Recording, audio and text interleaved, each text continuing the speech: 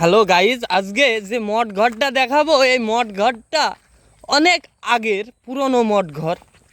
না ভাই, এই জায়গাটা মানে খুবই ভয়ানক। আর এই যে এই ঘরটা অনেক পুরনো, মানে হিন্দুদের আমলের এই ঘরটা। তো এই ঘরটার আসেন আমরা ভিতরে গিয়ে দেখাই, ভিতরটা কিরকম, ভিতরে গিয়ে দেখাই আসেন।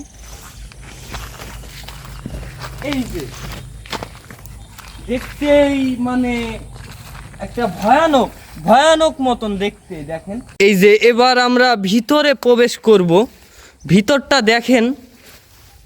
এই যে ভিতরটা, এখানে কত আবর্জনা, এখানে এই যে দেখেন চারিপাশটা, এই যে ওপরটা দেখেন, এই যে। তো ঘরটার এখনো কোনো কিছু হয়নি, দেখেন।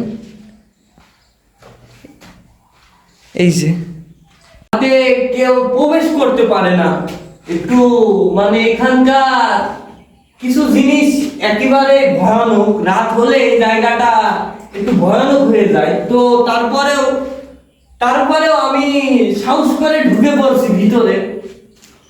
তো বটগাছে এই মঠ ঘরটা আসলে এখানে হিন্দু হিন্দু আমলে এটা করা হয়েছিল।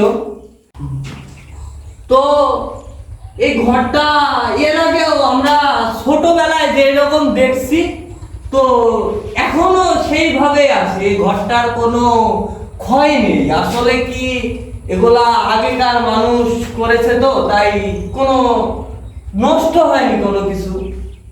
তো এইখানে রাতে কেউ আসতে পারে না ভাই, এই জায়গাটা মানে খুবই ভয়ানক। আর রাত্রিবেলায় এই জায়গাটা আসলে মানে মানে খুব ভয়ানক একটা জায়গা। এই জায়গাটা আসার কোনো কেউ সাহস পায় না, কারণ এই জায়গাটায় আসতে পারে না। এই জায়গায় মানে জিন ভূতের আড্ডা। মানে এর আগে কোনো অ্যাক্সিডেন্ট বা কোনো কিছু এখানে হয়েছিল নাকি? হ্যাঁ ভাই, হয়েছিল। ওই যে দুইটা ছেলে এসেছিলো, তো পুরো এই জায়গাটায় এসে অসুস্থ হয়ে গেছিলো। তো তাদের এসে পরে মানে নিজা হয়েছিল এই জায়গাটায় মানে যেই আসে তার মানে সমস্যা হয়। আর এই জায়গাটা রাত্রিবেলা কেউ আসতে পারে না, মানে জায়গাটা খুবই ভয়ানক।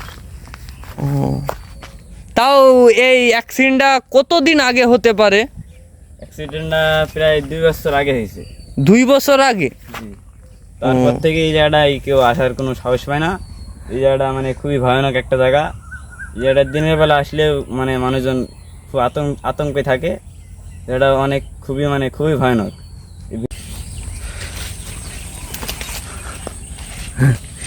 এখানে কোনো মানুষ টানুষ কি কোনোদিন মারা গেছে নাকি?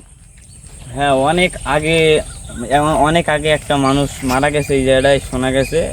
মানে গ্রামের মানুষজনের কাছে মানে শোনা গেছে যে এই জায়গাটায় মানে মানুষ একটা মারা গিয়েছে। তাছাড়া এই অল্প দিনে কোনো কিছু হয়নি, তাই তো? এর আগে মানে আগেকার মানুষ বলেছে মানুষ মারা গেছে, তাই শোনা গেছে। তাছাড়া আগেকার কোনো মানে অল্প দিনে কোনো কিছু তো কিছু হয়নি, এইটুকু।